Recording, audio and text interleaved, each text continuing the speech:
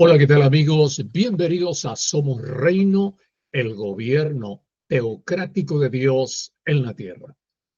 Hoy vamos a compartir un tema muy edificante sobre la unidad como respuesta a la oración de Cristo o su ruego en Juan 17:21 que dice, para que sean uno, como tú, oh Padre, en mí y yo en ti, que también ellos sean uno en nosotros para que el mundo crea que tú me enviaste. Mis amigos, hemos sido llamados a ser la única respuesta a la oración de Cristo.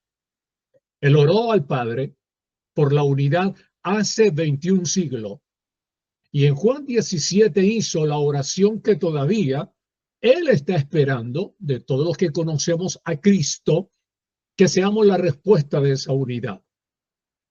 Quiere decir entonces que tú y yo somos responsables de ser respuesta. En Juan 17:1, él levantó los ojos al Padre y oró porque el cielo y el Padre no son dos cosas diferentes, son una misma esencia. Si yo estoy en el cielo, estoy en el Padre. Si yo estoy en el Padre, estoy en el cielo y no son dos cosas diferentes. Subir una oración al cielo es igual a subirla al Padre. En Juan 17:4 le dijo al Padre que había acabado la obra que él le envió a realizar en la tierra. La pregunta es, ¿qué obra? En Juan 4:34 el Señor le dijo a los 12, mi comida es que haga la voluntad del que me envió y acabe su obra, y estaba referida a esa conversación en el pozo de Jacob entre él y la mujer samaritana. O sea que el hombre es y fue la obra de Cristo. Él dijo que él había manifestado su nombre. La pregunta es, ¿cuál nombre? ¿Cuál es el nombre del Padre? El nombre del Padre es el yo soy. Tendrá otras descripciones como Yahweh, como Elohim, como Hashem, como Jehová, pero la raíz es el yo soy. ¿Y a quién le manifestó ese nombre? Él dice ahí en Juan 17 que se lo manifestó a los hombres y mujeres que del mundo él le dio. ¿Y quiénes fueron? Fueron los elegidos de Efesios 1:4 que él escogió en Cristo antes de la fundación del mundo. Dijo, tuyos eran y me los distes, porque en Juan 3:35 el Padre ama al Hijo y todas las cosas ha entregado en su mano, ha entregado en su propósito. Y Juan 6:37 dice que todo lo que el Padre me da vendrá a mí, y el que viene a mí, yo no le echo fuera.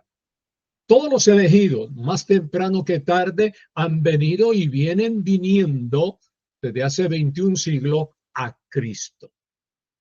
Él dijo, y ellos han guardado su palabra.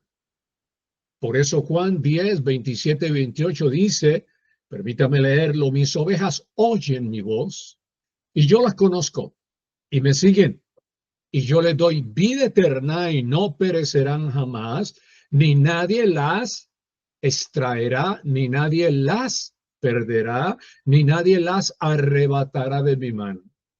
Dijo, yo ruego por ellos, fue su oración, para que todos sean, ¿qué? Para que todos sean uno, del hebreo ejad, como tú, oh Padre, en mí, yo en ti, que también ellos, tú y yo, sean uno en nosotros, para que el mundo crea que tú me enviaste.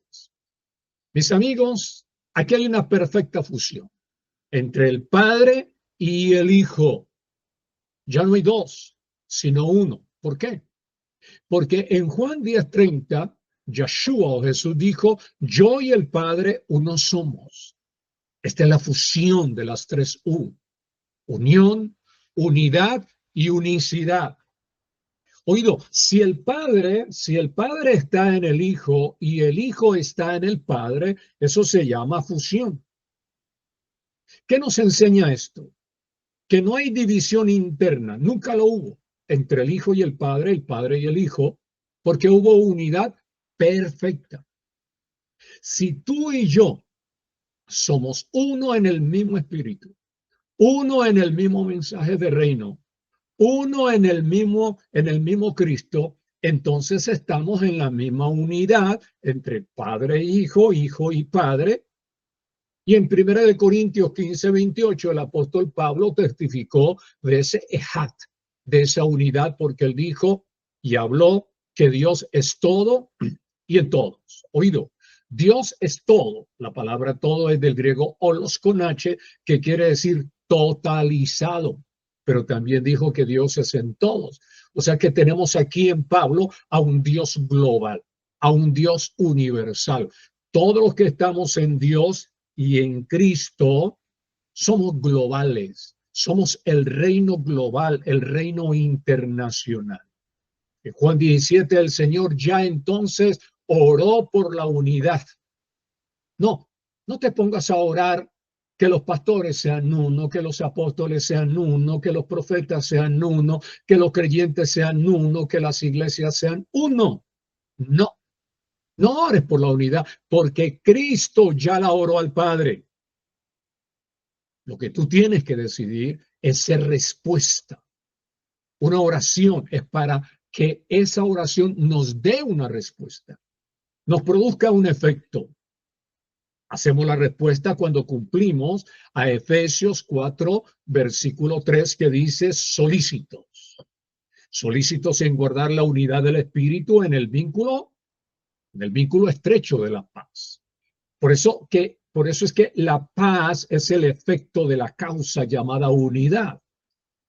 Como dijo unidad desde el hebreo ejad, que significa uno, o que significa unificación, cuyo efecto es armonía, cohesión, acuerdo, concordancia.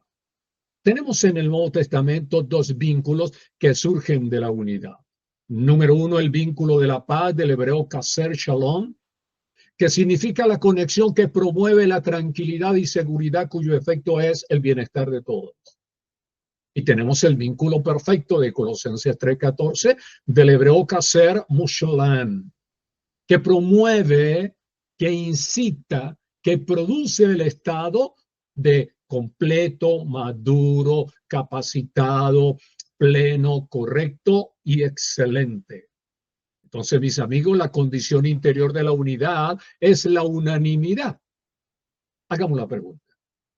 ¿Qué es la unanimidad? La unidad es objetiva porque es en Cristo, pero también la unidad es subjetiva porque es entre todos nosotros, entre todos los pastores, entre todos los apóstoles, entre todos los hermanos.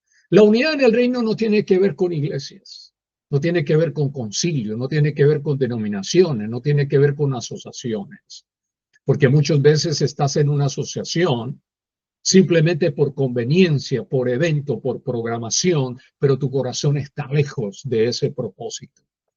La unidad es la unidad práctica perfecta, es la praxis. Decir unidad sin tener la práctica de la unanimidad es tan solo un versículo bíblico en el papel del texto y está muy lejos de ser una realidad.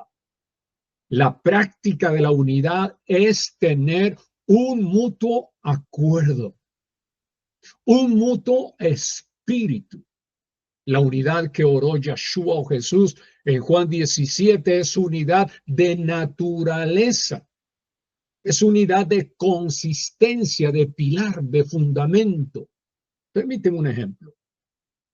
Puedo tener tres anillos, puedo yo tener tres clases de anillos, uno de oro, uno de plata y uno de bronce. Tienen la misma forma, el mismo aro, el mismo círculo, pero no la misma naturaleza, porque uno es de oro, el otro es de plata y el otro es de bronce. Lo más importante de la unidad es la naturaleza, porque el valor de la unidad depende de esa esencia, de esa naturaleza. En Juan 17:5, Cristo habló de gloria y dijo, Padre, está orando al Padre, glorifícame tú al lado tuyo con aquella gloria que tuve antes contigo y antes de la fundación del mundo.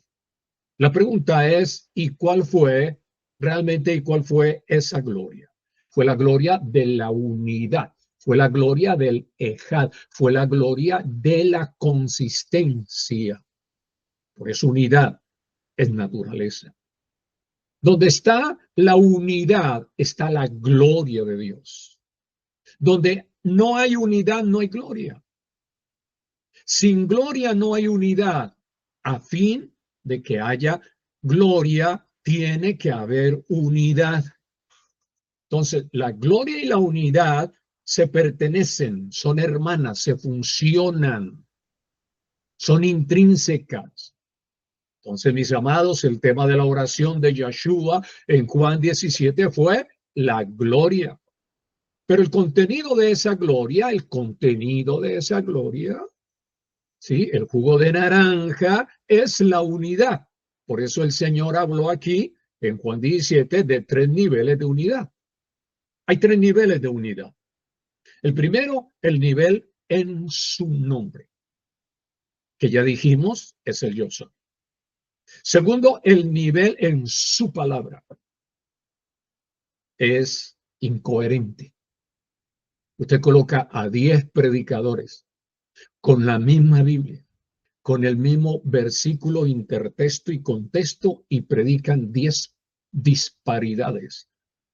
Predican 10 cosas diferentes. Es que a mí me parece que el versículo dice, son eisegetas y no exegetas. Pero aquí nos está diciendo y nos está hablando del nivel en una misma palabra, en una misma doctrina, en una misma consistencia, en un mismo pensamiento del autor, del profeta, de Cristo, de Pablo, de Pedro, de Juan, en el mismo espíritu. Y tercero, el tercer nivel es el nivel en su gloria. Entonces, en el primero es nivel en la unidad del Padre, que es el yo soy. Porque el yo soy es la presencia y allá hay vida. Permítame explicarle algo. La vasija de Dios es nuestro espíritu. Y Dios ha colocado 4 cosas fundamentales de Él en nuestro espíritu, en el suyo y en el mío, para que seamos iguales. Ha colocado su presencia, su esencia, su asistencia y su potencia. Entonces tú no tienes cualquier clase de espíritu.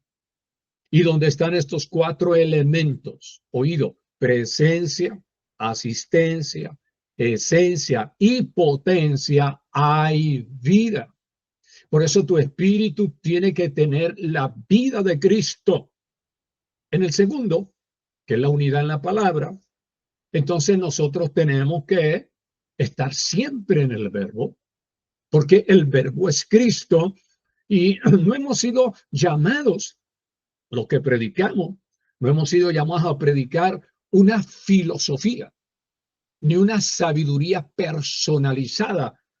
Hemos sido llamados a me parece que y creo que. No, hemos sido llamados a cristalizar Cristo, es decir, a hablar verbo de Dios. Y en tercero, está hablando de la unidad de la gloria. ¿Por qué? Porque todos nosotros somos uno en la gloria del mismo Padre. Entonces, mis amados, en Cristo están cumplidos los 3 niveles de la unidad. Pero si tú no entras a la unidad del Espíritu en unanimidad, no eres la respuesta práctica a la oración de Cristo. Cuando entras a la vida práctica del uno, en el mismo uno, con solicitud, entonces lo hacemos real en el mundo para que el mundo crea, dijo Yeshua. Ahora, la palabra solicitud, solicitos en guardar la unidad, en escoltar la unidad, en salvaguardar la unidad, es lo principal que debemos hacer. La palabra solicitud es del hebreo berakasha, que significa esmerarse, Es hacer posible con diligencia la unidad, con vehemencia la unidad, con propósito la unidad, con realidad la unidad. Entonces, ahí tienes del Padre la vida, tienes del Padre la palabra, tienes del Padre su nombre y tienes del Padre la gloria. En el nombre del Padre, o el nombre del Padre, como dije, es el gran yo soy y está en nuestro espíritu. Por lo tanto, la vida del Padre es Cristo en resurrección, porque cuando Cristo resucitó, 1 Corintios 15:45, dice que Él fue hecho espíritu vivificante. Tu espíritu tiene al espíritu vivificante. Tú no estás llamado a matar con la lengua, con la murmuración, la crítica. Tú estás llamado a dar vida. Pero para poder que tú des vida afuera, tienes que tener vida adentro, la vida de la resurrección. Por eso es que nosotros en el reino somos hombres del tercer día. Somos hombres de la resurrección. Somos hombres del espíritu que da vida. Y la palabra resurrección, que es del griego anastasis, que quiere decir poner en pie. Entonces, tú tienes poder de resurrección dentro de ti, y yo lo tengo, para poner en pie cualquier estado de caída. Ay, Pastor Rey, estoy caído. A ver, ponte de pie. Anastasis, resurrección. Deja ya la excusa, el pretexto.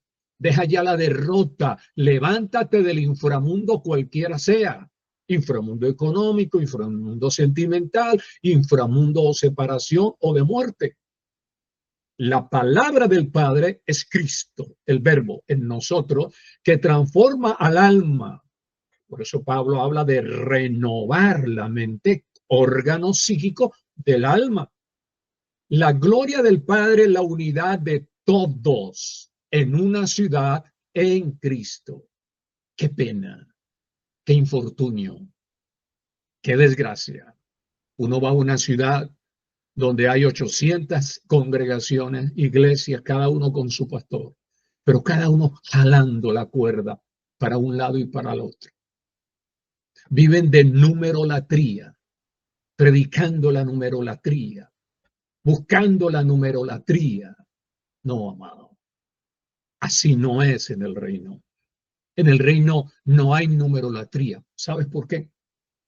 Porque un pastor que tiene 50 personas a quien pastorea son 50 hombres de reino o mujeres de reino, elegidos, porque el Padre es el que tiene el número de los elegidos. Juan los dio, millones de lenguas, tribus y naciones.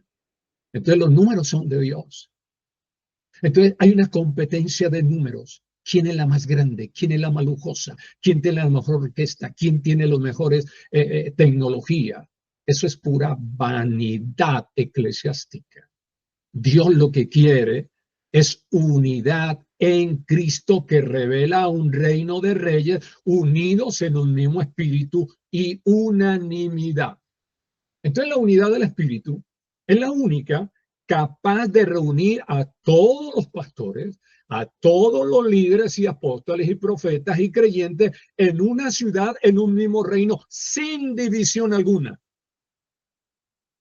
Pastor que me escucha, mi amado, conservo, porque yo también lo soy. ¿Estás dispuesto a la unidad? ¿Estás dispuesto a renunciar a tu reinito, a tu enramada? Hagamos 3 enramadas. ¿Estás dispuesto a unirte en un mismo reino sin división en la misma ciudad? Los 3 niveles de la unidad son nombre, palabra y gloria. Nombre, palabra y gloria. Pero el eje que mueve los rayos de la bicicleta, el eje que mueve la unidad del espíritu, ¿qué es? Es del hebreo Rúa, el Espíritu Santo.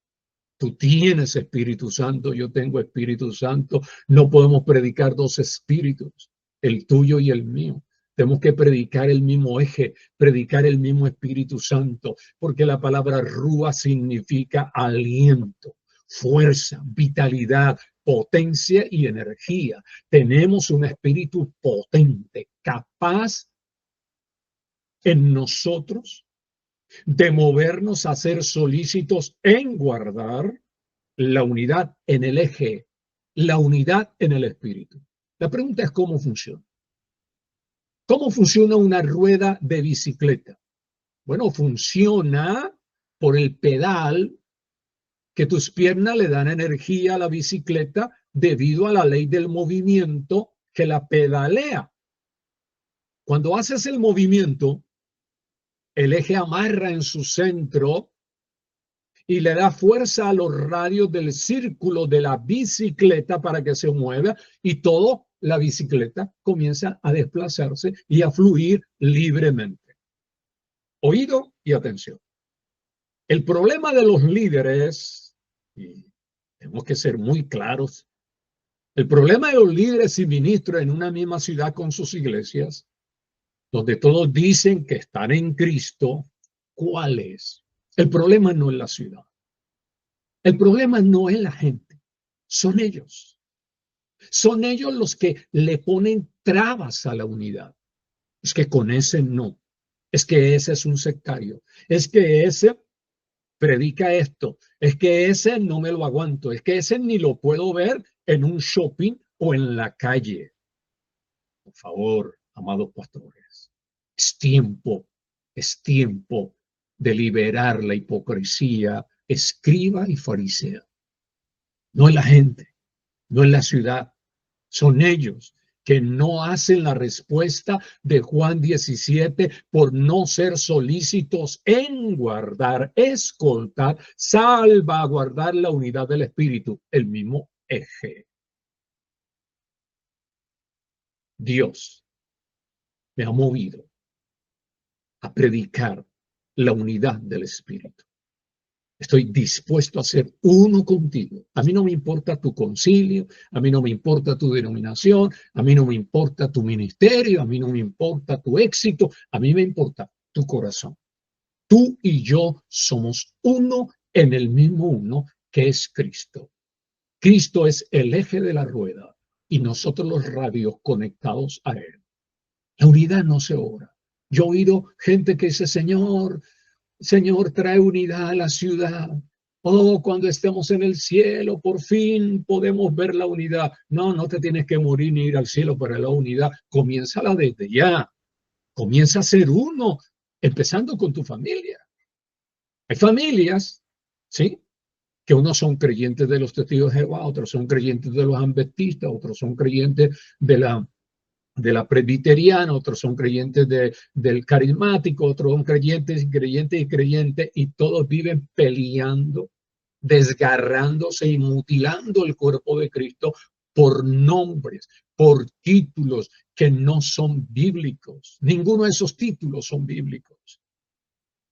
Por eso es que en el primer siglo, cuando se predicaba la palabra, sí, los publicanos y las rameras venían al reino, no venían a una iglesia, venían al reino.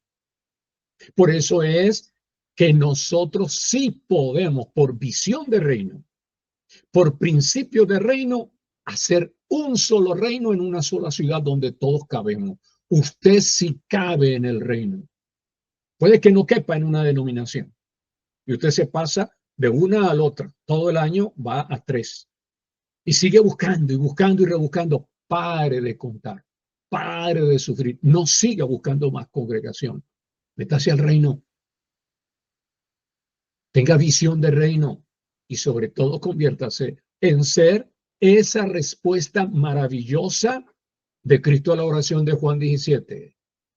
Padre, yo oro para que todos ellos sean uno como nosotros desde antes de la fundación del mundo somos uno. El Hijo y el Padre nos enseñaron unidad para que al estar en el Hijo y al estar en el Padre, que es estar en el Dios, que es todo y en todo, usted y yo siempre seamos uno. Esto ya no es un lindo sermón, no es una linda y magistral enseñanza. Tenemos que llevarla a la práctica. ¿Estás listo? Yo estoy listo contigo. ¿Estás listo conmigo? Seamos uno en el mismo uno. Con ustedes, su pastor y amigo, Rey Estrada. Bendiciones de plenitud y de unidad.